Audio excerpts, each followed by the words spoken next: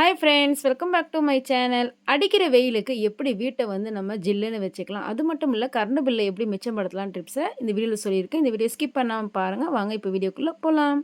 நம்ம கரண்ட் பில்லை மிச்சப்படுத்துறதுக்கு அதுவும் இந்த வெயில் காலத்தை பார்த்திங்கன்னா ஏசி ஃபேனு இதெல்லாம் வந்து நம்ம போட்டு ரொம்ப வந்து கரண்ட் பில் அதிகமாகும். ஸோ அந்த மாதிரி சமயங்களில் இந்த மாதிரி டிப்ஸ் எல்லாம் நீங்கள் ஃபாலோ பண்ணி பாருங்கள். ஃபஸ்ட்டு டிப்பு பார்த்திங்க அப்படின்னா, இந்த மாதிரி நிறைய பெரிய ஒரு பெட்ஷீட்டாக இருந்தால் நான் எடுத்திருக்கேன். ஸோ இந்த மாதிரி 2-3 பெட்ஷீட்டு எடுத்து நல்லா ஈரம் பண்ணி பக்கெட்டில் ஈரம் பண்ணி வச்சுக்கோங்க. இப்போது ஃபஸ்ட்டு ஒரு பெட்ஷீட்டை வந்து நல்லா தண்ணியை பிழிஞ்சிட்டு அந்த ஈரத்தோடு இந்த மாதிரி ஜன்னலில் நான் கட்டி விட்டுட்டேன். அவ்வளோதான். நைட்டு பகல் டைம் ஆகட்டும் நைட் டைம் ஆகட்டும் இந்த மாதிரி ஜன்னலில் வச்சுட்டிங்க அப்படின்னா நம்ம ஏசியே போட தேவையில்லை. நல்லா பார்த்தீங்கன்னா 2 ஃபேன் போடுற இடத்துல ஒரே ஒரு ஃபேன் மட்டும் நீங்கள் போட்டு டேபிள் ஃபேன் போட்டிங்கனாவே சூப்பராக நல்லா ஜில்லுன்னு இருக்கும். ரூம் ஆகட்டும் ஹால் ஆகட்டும் இந்த மாதிரி நீங்கள் பகல் டைமில் கூட பண்ணலாம். ரொம்பவும் யூஸ்ஃபுல்லாக இருக்கும். கண்டிப்பாக ட்ரை பண்ணி பாருங்கள். அடுத்து பாருங்கள், நம்ம வாசல் படி எப்பொழுதுமே பார்த்தீங்க அப்படின்னா நம்ம ஹாலில் உட்காரோன்னா வாசலேருந்து வரக்கூடிய இந்த காற்று ரொம்ப வந்து சூடாக இருக்கும். ஸோ இந்த மாதிரி டெய்லியுமே வந்து இந்த வெயில் காலத்தில் இந்த மாதிரி பண்ணி விட்டுருங்க. கோணி இருந்தால் கோணி எடுத்துங்க. அப்படி இல்லைன்னா இந்த மாதிரி ஒரு சில வீட்டில் வந்து கால் மேட்டை இருக்கும். ஸோ அது இருந்தாலும் எடுத்துக்கலாம். இந்த மாதிரி வச்சுக்கோங்க வாசல் படியாண்ட. ஸோ இப்போ இதுக்கு மேலே வந்து நீங்கள் தண்ணியை ஊற்றி விட்டுருங்க. ஸோ ஊற்றுனதுக்கப்புறம் வந்து அந்த கீழே வடிது பார்த்திங்களா, அந்த தண்ணியை வந்து தொடப்பத்தை வச்சு தள்ளிடாதீங்க, அப்படியே இருக்கட்டும். ஸோ இதை வந்து ஒரு 10 மணி போல் நீங்கள் இந்த மாதிரி பண்ணி வச்சிட்டிங்க அப்படின்னா 2 மணி வரைக்குமே நல்ல சூப்பராக வந்து நம்மளுக்கு நம்ம ஹாலில் உட்காந்தோம் அப்படின்னா எந்த ஒரு சூடுமே இருக்காது. நல்ல குளுகுலுன்னு நல்ல காற்று வரும். அப்பப்போ இந்த மேட்டில் ஒரு 2-3 ஜக்கு, அதாவது 3/4 மணி நேரத்துக்கு ஒரு 2-3 ஜக்கு தண்ணி ஊற்றி விட்டிங்கன்னா போதும்.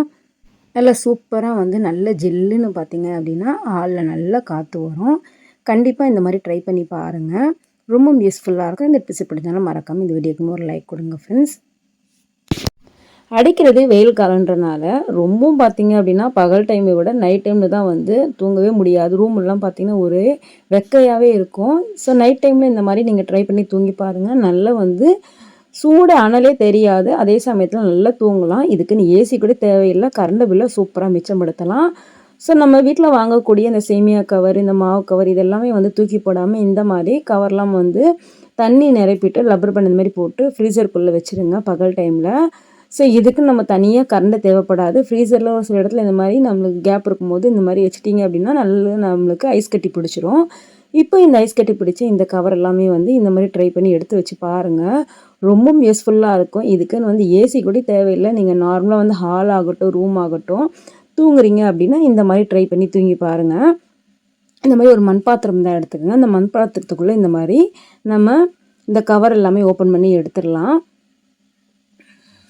ஸோ இதில் நான் சொல்லியிருக்கக்கூடிய எல்லா டிப்ஸுமே கண்டிப்பாக உங்களுக்கு யூஸ்ஃபுல்லாக இருக்கும். ட்ரை பண்ணி பாருங்கள். இப்போ பாருங்கள் ஐஸ் கட்டியெல்லாம் வந்து மண் பாத்திரத்துக்குள்ளே வச்சுட்டேன். ஸோ நம்ம நார்மல் டைமில் ஹாலில் கூட உட்காரதா இருந்தால் கூட இந்த மாதிரி டேபிள் ஃபேனுக்கு நேராக இந்த மாதிரி ஐஸ் கட்டியை வச்சுட்டு நீங்கள் உட்காந்திங்க அப்படின்னா சோஃபாலேயே ஆகட்டும் இல்லை வந்து பெட்லேயே ஆகட்டும், மெயின் பார்த்திங்கன்னா இந்த சைடு வந்து டேபிள் ஃபேன் இருக்கணும். ஸோ இந்த மாதிரி தூங்கும் போது என்ன ஆகும் அப்படின்னா நல்ல நம்மளுக்கு ஜில்னஸ் காற்று வரும். எப்பவுமே வந்து வெயில் காலத்தில் வந்து மேலே சீலிங் ஃபேன் போட்டுறதை விட இந்த மாதிரி டேபிள் ஃபேன் யூஸ் பண்ணிங்க அப்படின்னா நம்மளுக்கு வந்து அந்த அளவுக்கு வந்து அனல் தெரியாது. ஸோ இந்த மாதிரி நம்ம ஐஸ் கட்டி வச்சுட்டு இந்த மாதிரி வைக்கும் போது அனலே தெரியாது. சூப்பராக நல்லா வந்து நிம்மதியாக தூங்கலாம். கண்டிப்பாக ட்ரை பண்ணி பாருங்கள். இந்த மாதிரி நிறைய கவர் நீங்கள் எடுத்து வச்சிட்டிங்க அப்படின்னா 2 மணி நேரத்துக்கு ஒரு வாட்டி இந்த மாதிரி நீங்கள் அழகாக எடுத்து போட்டுக்கலாம். ரொம்ப யூஸ்ஃபுல்லாக இருக்கும். ட்ரை பண்ணி பாருங்கள். இதனால் வந்து நம்ம அழகாக வந்து கரண்ட் பில்லை மிச்சப்படுத்தலாம் ஃப்ரெண்ட்ஸ். இந்த டிப்ஸு பிடிச்சிருந்தாலும் மறக்காமல் இந்த வீடியோக்கு ஒரு லைக் கொடுங்க. வாங்க இப்போ அடுத்த யூஸ்ஃபுல்லான டிப்ஸு பார்க்கலாம்.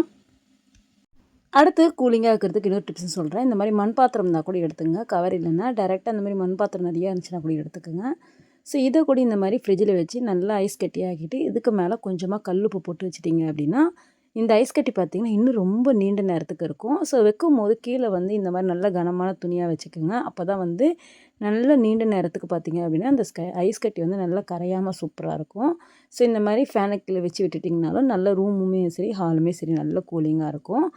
ஸோ மண் பாத்திரம் இல்லைனா கூட இந்த மாதிரி கொட்டாங்குச்சியில் கூட தண்ணியை ஊற்றி நீங்கள் ஃப்ரீசரில் வச்சுட்டு ஐஸ் கட்டி ஆக்கி வச்சுட்டு இந்த மாதிரி டேபிள் ஃபேனோ எல்லாம் வந்து சீலிங் ஃபேனுக்கு நேராக கூட இந்த மாதிரி வச்சிடலாம். வைக்கும் போது கீழே இந்த மாதிரி நல்ல கனமான துணியாக விரிச்சிட்டு தான் வைக்கணும். ட்ரை பண்ணி பாருங்கள்.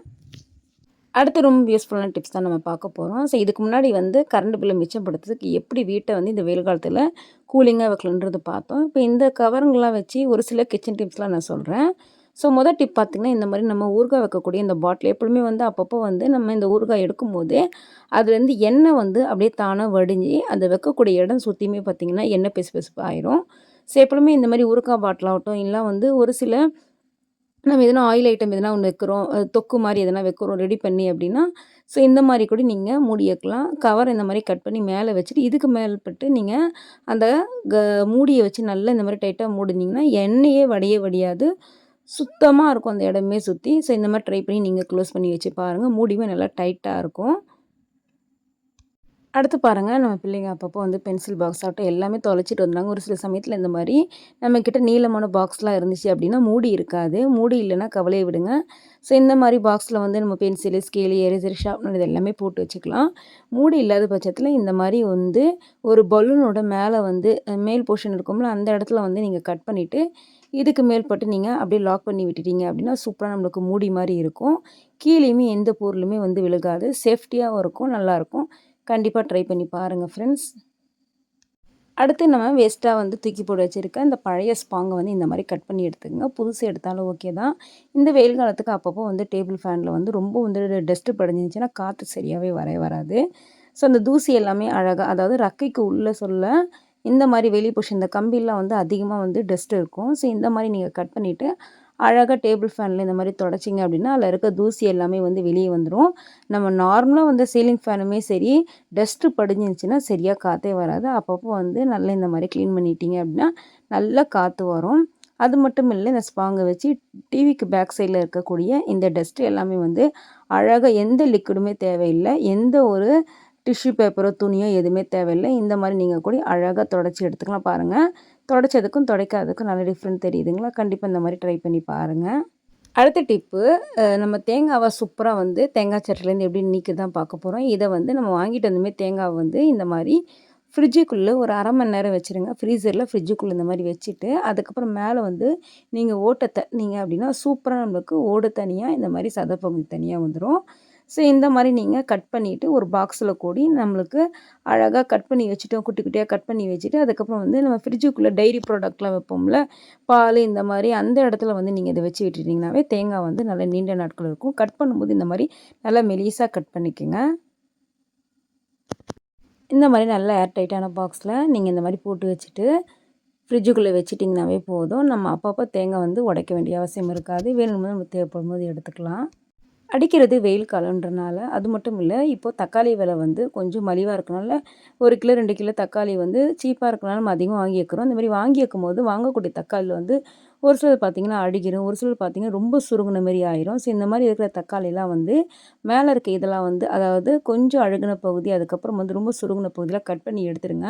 அதுக்கப்புறம் இந்த மாரி பாக்ஸில வந்து குட்டி குட்டியா நீங்க கட் பண்ணி ஸ்டோர் பண்ணிட்டு, ஃபஸ்ட்டு வந்து நம்ம சமையல் பண்ணுறதுக்கு யூஸ் பண்ணுறதுக்கு ஃப்ரெஷ்ஷான தக்காளி எடுக்காம, இந்த மாரி நம்ம கட் பண்ணி வச்சுருக்கோம்ல, இந்த மாரி தக்காளி மறுநாள் நீங்க குழம்புக்கோ, பொரியலுக்கோ நீங்க சமையல் பண்ணுறதுக்கு எடுத்து யூஸ் பண்ணீங்க அப்படின்னா, எந்த தக்காளியுமே வந்து வீணா போகாது. கண்டிப்பா ட்ரை பண்ணி பாருங்க. மேலெல்லாம் எப்படி அடிபட்டு இருந்துச்சு பார்த்தீங்களா? ஸோ இந்த மாரி கூட நீங்க கட் பண்ணி அழகா வந்து ஃப்ரிட்ஜுக்குள்ளே வைக்கலாம். ஓகே ஃப்ரெண்ட்ஸ், இந்த வீடியோல சொன்ன எல்லா டிப்ஸுமே கண்டிப்பா உங்களுக்கு பிடிச்சிருக்கும்னு நினைக்கிறேன். பிடிச்சிருந்தா மறக்காம நம்ம சேனலை சப்போர்ட் பண்ணி சப்ஸ்கிரைப் பண்ணிக்கோங்க. நெக்ஸ்ட் ஒரு இன்ட்ரெஸ்டிங்கான யூஸ்ஃபுல்லான வீடியோ பார்க்கலாம். தேங்க்ஸ் ஃபார் வாட்சிங்.